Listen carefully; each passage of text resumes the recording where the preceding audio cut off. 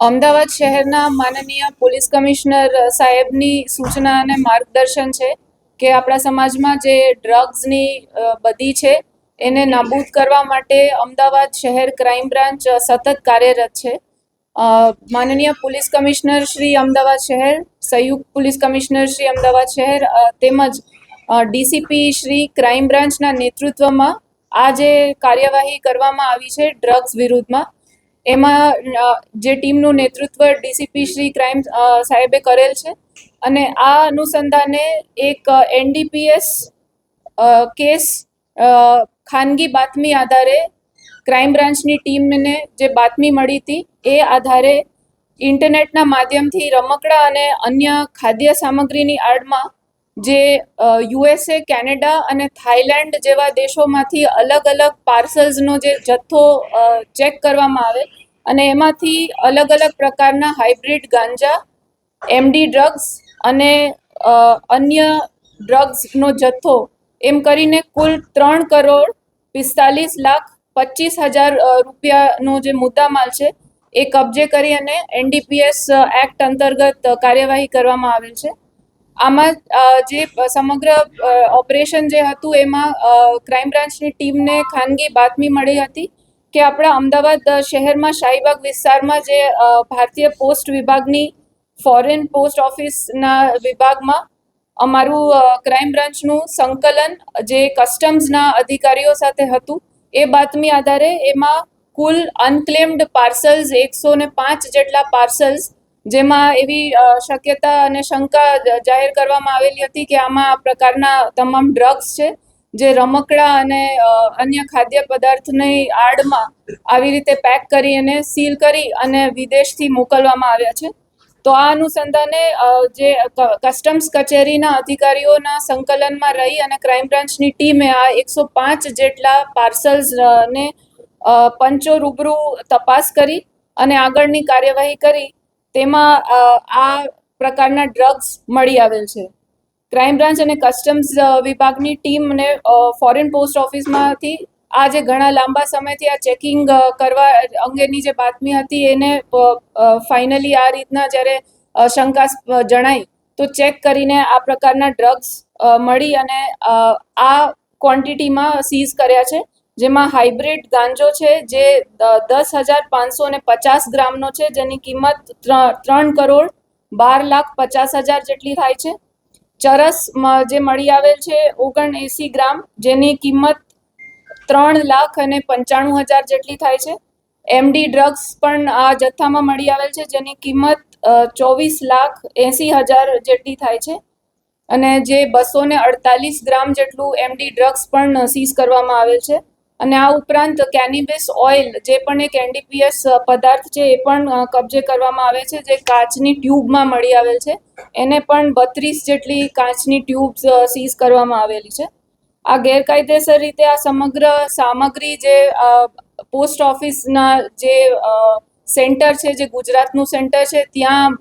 આવેલી હતી, આ રિસીવ થઈ છે. અલગ અલગ દેશો જેવો કે યુએસએ, કેનેડા અને થાઈલેન્ડના અલગ અલગ એડ્રેસીસ ઉપરથી આ સેન્ડર લોકોએ મોકલેલા પાર્સલ્સ છે અને જે રિસીવર્સના એડ્રેસ છે આમાં અધૂરા એડ્રેસ જણાઈ આવે છે અને જે રિસીવરના નામ છે એ પણ ખોટા નામથી આવા પાર્સલ્સ મોકલે એવું પ્રાથમિક દ્રષ્ટિએ તપાસમાં અમને જણાઈ આવેલ છે. અને બેઝિકલી આ જે એમઓ યુઝ કરવામાં આવે છે કે એ આ સામગ્રી છે એ ટોયઝના કે કોઈ પ્રોટીન પાવડર કે કોઈ એવી જે ખાદ્ય પદાર્થ ને એવી વસ્તુઓનું ઓર્ડર જે ઓનલાઈન ઇન્ટરનેટ અને ડાર્ક વેબ મારફતે આ વસ્તુઓને ઓર્ડર કરી અને આ પ્રકારના પાર્સલ્સ જે આવેલા એ પોસ્ટ ઓફિસ અમદાવાદ હબ છે, એટલે બધા પાર્સલ્સ 105 જેટલા જે ચેક કરવામાં આવ્યા એ આ પાર્સલ્સમાંથી આ પ્રકારનું ડ્રગ્સ મળી આવેલું છે. પણ જે રિસીવર એન્ડ ઉપર ગુજરાતના અલગ અલગ જિલ્લાના પણ એડ્રેસ આમાં મળી આવ્યા છે, પણ જે એડ્રેસીસ છે એ બધા ઇનકમ્પ્લીટ એડ્રેસીસ છે અને નામો જે રિસીવરના નામો છે, સેન્ડરના પણ નામો છે એ ઇનકમ્પ્લીટ અને ખોટા છે. તો આ રીતે NDPS act section 8C, section 20D, section 22C અને સેક્શન 27 અંતર્ગત ગુનો દાખલ કર્યો છે અને આગળની વધુ તપાસ ચાલુ છે. કેટલા વખત ડ્રગ્સ આ રીતે પકડી પડ્યું અમદાવાદ ક્રાઇમ બ્રાન્ચ દ્વારા સતત એનડીપીએસ એક્ટ અંતર્ગત જે પાર્સલ ફોરેન પોસ્ટ ઓફિસના પાર્સલ પરથી આવી રીતે કેટલા ડ્રગ્સ એનડીપીએસ એક્ટ અંતર્ગત જે કાર્યવાહી હાલમાં હાથ ધરવામાં આવે છે એ ક્રાઇમ બ્રાન્ચ દ્વારા આ વર્ષમાં જે આ મોટો જે જથ્થો છે એ કબજે કરવામાં આવે છે અને માનનીય સીપી સાહેબની સૂચના અનુસાર સમાજમાં પોસ્ટ ઓફિસમાં કરવામાં આવ્યું હતું અત્યારે મૂળ સુધી કઈ પહોંચ્યું કે નહીં અત્યાર સુધી મૂળ તપાસ ક્યાંથી આવે છે કઈ રીતે મંગાવાય છે અહીંયા કોણ રિસીવ કરે હાલમાં જે આ તપાસ છે એની તપાસ કાર્યવાહી ચાલુ છે જે પાર્સલ સીઝ કરવામાં આવ્યા છે એના ઉપરના જે એડ્રેસીસ છે એ જે લોકોના નામ છે એડ્રેસીસ છે ઇનકમ્પ્લીટ છે એ કયા વિસ્તારના છે કયા એરિયામાંથી આવ્યા છે અને જે ફોન નંબર્સ એડ્રેસ સાથે મેન્શન કરેલા છે આ પાર્સલ્સ ઉપર એની ટેકનિકલ તપાસ થશે અને તપાસમાં જો કંઈ જણાઈ આવશે તો એના વિરુદ્ધ કાયદેસર કાર્યવાહી કરવામાં આવશે. પાર્સલમાંથી ડ્રગ્સ પકડાણું આ જ જગ્યા ઉપરથી તો એમાં તપાસનું શું સામે આવ્યું? એ તપાસમાં આ જે કેસ છે એની તપાસ અનુલક્ષીને જે માહિતી અમારી પાસે ઉપલબ્ધ છે એ આ કેસની માહિતી અનુસંધાને હું જણાવવામાં આવીશ કે જે કાયદેસર કાર્યવાહી આ કેસમાં પાર્સલ ઉપર જે એડ્રેસીસ અને ફોન નંબર્સ આમાં મેન્શન કરેલા છે એના આગળ ટેકનિકલ તપાસ કાર્યવાહી ચાલુ છે.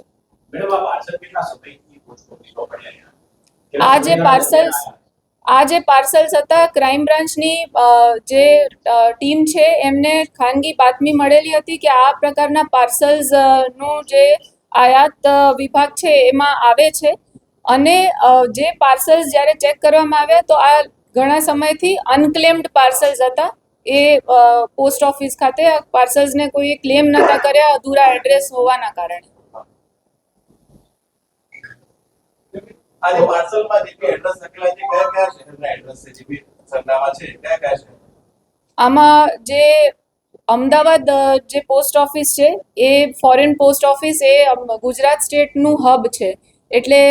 થાઈલેન્ડ કેનેડા અને અમેરિકાથી આ પાર્સલ્સ આવ્યા છે જે સેન્ડર્સ છે અને રિસીવિંગ એન્ડમાં એવું છે કે જે ગુજરાતનું હબ અમદાવાદ શહેરમાં હોય ને આગળ અહીંયાથી અલગ અલગ જિલ્લામાં જાય છે એટલે ગુજરાતના અલગ અલગ જિલ્લાઓના એડ્રેસીસ પણ છે ખાલી અમદાવાદના નથી.